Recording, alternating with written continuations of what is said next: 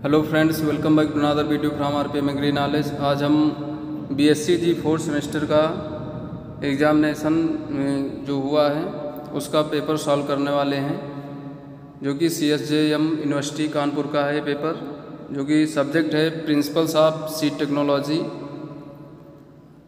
इसमें पहला क्वेश्चन दिया गया है, गेहूं की शुद्ध वंशक्रम प्रजाति का बीज उत्पादन करने के लिए अलगाव दूरी रखनी चाहिए। तो इसमें ऑप्शन नंबर 3 मीटर जो कि ए है वो सही होगा।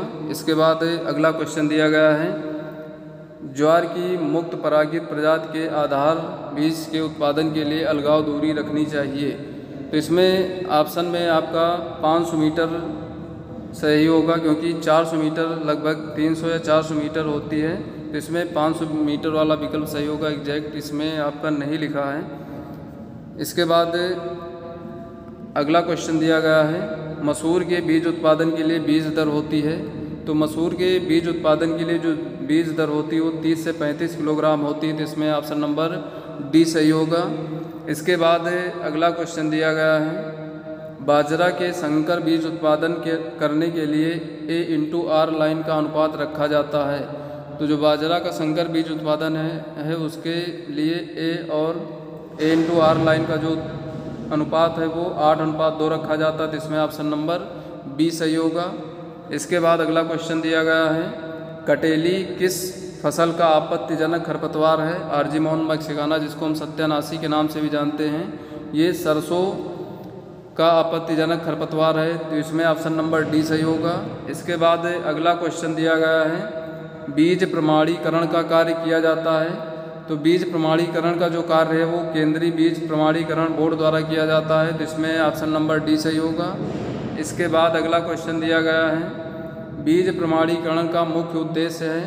तो बीज प्रमाणीकरण का जो मुख्य उद्देश्य होता है वो बीज की उच्च गुणवत्ता का नियंत्रण करना होता है। तो इसमें ऑप्शन नंबर बी सही होगा। इसके बाद अगला क्वेश्चन दिया गया है, बीज कानून प्रभावी हुआ था। तो जो बीज कानून बना था आपका दिसंबर 1966 में, लेकिन इसको ये प्रभावी हुआ था अक्टूबर 1969 से। तो इसमें ऑप्शन नंबर सी सही होगा। इसके बाद अगला क्वेश्चन दिया गया है, HB1 संकर है। तो HB1 जो हाइब्रिड वैरायटी है वो बाजरा की है। तो इसमें ऑप्शन नंबर सी सही होगा। इसके बाद अगला क्वेश्चन दिया गया है, निम्नलिखित में से कौन सा अक्रिय पदार्थ माना जाता है।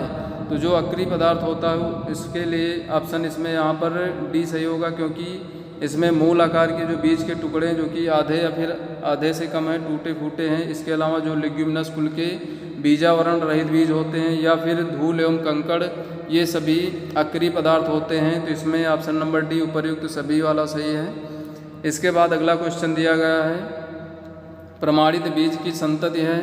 तो जो प्रमाणित बीज की संतति होती है वो आधार बीज होती है, फाउंडेशन सीड। तो इसमें ऑप्शन नंबर ए सही होगा। इसके बाद अगला क्वेश्चन दिया गया है, राष्ट्रीय बीज निगम की स्थापना हुई थी। तो राष्ट्रीय बीज निगम की जो स्थापना हुई थी वो 1963 में हुई थी। तो इसमें ऑप्शन नंबर ए सही होगा। इसके बाद अगला क्वेश्चन दिया गया है, निम्नलिखित में से किसमें संकर बीज उत्पादन करने के लिए 2 लाइन विधि का उपयोग किया जाता है। तो इसमें आपका मक्का में 2 लाइन विधि का उपयोग किया जाता है। तो इसमें ऑप्शन नंबर बी सही होगा। इसके बाद अगला क्वेश्चन दिया गया है, गेहूं का बीज उत्पादन करने के लिए संतुलित बीज दर है। तो गेहूं का जो बीज उत्पादन है उसको करने के लिए जो संतुलित दर होती है वो 80 से 100 kg होती है लगभग। तो इसमें 85 से 100 kg पर हेक्टेयर वाला ऑप्शन आपका सही होगा, बी। इसके बाद अगला क्वेश्चन दिया गया है, निम्नलिखित में से किस वर्ग के बीज को भारत में नहीं उगाया जाता। तो भारत में पंजीकृत या रजिस्टर्ड सीड को नहीं उगाया जाता। तो इसमें ऑप्शन नंबर सी सही होगा। इसके बाद अगला क्वेश्चन दिया गया है, वनस्पति विज्ञान की दृष्टि से बीज है। तो जो बॉटनिकली सीड है वो परिपक्व बीजांड है या राइपेंड उयूल है। तो इसमें ऑप्शन नंबर बी सही होगा। इसके बाद अगला क्वेश्चन दिया गया है, निम्नलिखित में से कौन से बीज के भाग हैं। तो इसमें बीज के भाग के रूप में इसमें बीजावरण भी होता है, आंतरिक झिल्ली भी होती है जिसको हम टेगमेन कहते हैं, और इसके अलावा बीज पत्र कोटिलिडान भी होते हैं। इसमें उपर्युक्त सभी डी ऑप्शन सही होगा। इसके बाद अगला क्वेश्चन दिया गया है, निम्नलिखित में से कौन सा द्विबीजपत्री भ्रूणपोषी है। तो इसमें जो द्विबीजपत्री भ्रूणपोषी है वो आपका लेग्यूमिनस क्रॉप में मटर है, तो इसमें आपका ए मटर वाला विकल्प सही होगा। इसके बाद अगला क्वेश्चन दिया गया है, एक बीजपत्री बीजों में बीज पत्र के समतुल्य संरचना है।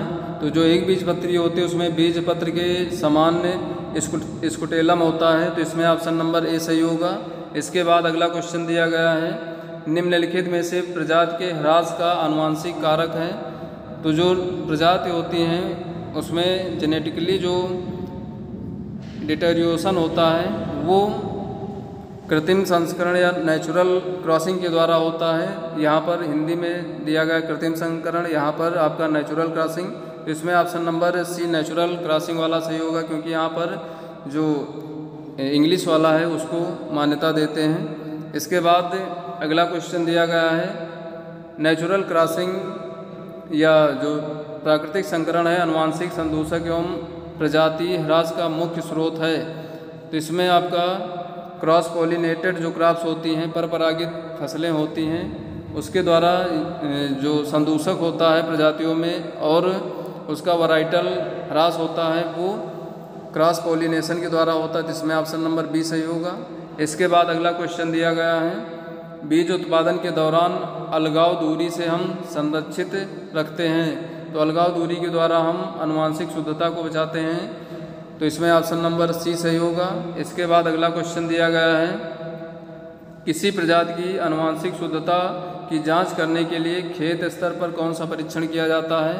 तो खेत स्तर पर ग्रो आउट परीक्षण या खेत परीक्षण किया जाता है, तो इसमें ऑप्शन नंबर डी सही होगा। इसके बाद अगला क्वेश्चन दिया गया है, निम्नलिखित में से कौन सा गुणवत्तापूर्ण बीज है। तो निम्नलिखित में से आपके प्रजनक बीज गुणवत्तापूर्ण सीड है, क्वालिटी सीड, और आधार बीज भी क्वालिटी सीड है, सर्टिफाइड सीड भी क्वालिटी सीड है, तो इसमें उपर्युक्त सभी वाला ऑप्शन आपका डी सही होगा। इसके बाद अगला क्वेश्चन दिया गया है, निम्नलिखित में से किसके बीज उत्पादन का निरीक्षण एक मॉनिटरिंग टीम के द्वारा किया जाता है। तो इसमें आपका जो प्रजनक बीज होता है ब्रीडर सीड वो मॉनिटरिंग टीम के द्वारा निरीक्षण किया जाता है, तो इसमें ऑप्शन नंबर ए सही होगा। इसके बाद अगला क्वेश्चन दिया गया, निम्नलिखित में से किसकी आनुवंशिक शुद्धता की गारंटी नहीं होती। तो इसमें जो ट्रुथफुली लेबल्ड सीड होता है ये बिना किसी देख रेख में किया जाता है, तो इसकी आनुवंशिक शुद्धता की कोई गारंटी नहीं होगी, तो इसमें आपका ऑप्शन नंबर बी सही होगा। इसके बाद अगला क्वेश्चन दिया गया, मक्का की फसल के एक बीज ढेर का आकार होता है। तो जो एक बीज ढेर का आकार जो बड़े दाने के लिए होता है तो उसमें 20,000 kg होता है, तो इसमें ऑप्शन नंबर बी सही होगा। इसके बाद अगला क्वेश्चन दिया गया है, सभी गुणवत्तापूर्ण परीक्षण किए जाते हैं। तो जो सभी गुणवत्तापूर्ण परीक्षण किए जाते हैं वो कार्यकारी नमूने पर किए जाते हैं, तो इसमें ऑप्शन नंबर डी सही होगा। इसके बाद अगला क्वेश्चन दिया गया है, वह टूटे हुए बीज जिनका आकार आधे से अधिक होता है माना जाता है। जो आधे से अधिक होते हैं उनको अक्रिय पदार्थ के रूप में माना जाता है, तो इसमें ऑप्शन नंबर ए सही होगा। इसके बाद अगला क्वेश्चन दिया गया है, निम्नलिखित में से अड़ियल बीज का उदाहरण है। तो जो अड़ियल बीज का उदाहरण होता है वो होता है गेहूँ, तो इसमें ऑप्शन नंबर आपका डी सही होगा। इसके बाद अगला क्वेश्चन दिया गया है, निम्नलिखित में से किस परीक्षण के परिणाम जीवित ऊतक के अभिरंजन पैटर्न पर निर्भर होते हैं। तो जो जीवन क्षमता परीक्षण होता है इसमें आपका विकल्प नंबर डी सही होगा। इसके बाद अगला क्वेश्चन दिया गया है, किसी उन्नतशील प्रजाति के आरंभिक मुट्ठी भर बीजों को कहा जाता है। तो जो आरंभिक मुट्ठी भर सीड्स होते हैं उसको हम न्यूक्लियस सीड कहते हैं, इसमें ऑप्शन नंबर ए सही होगा।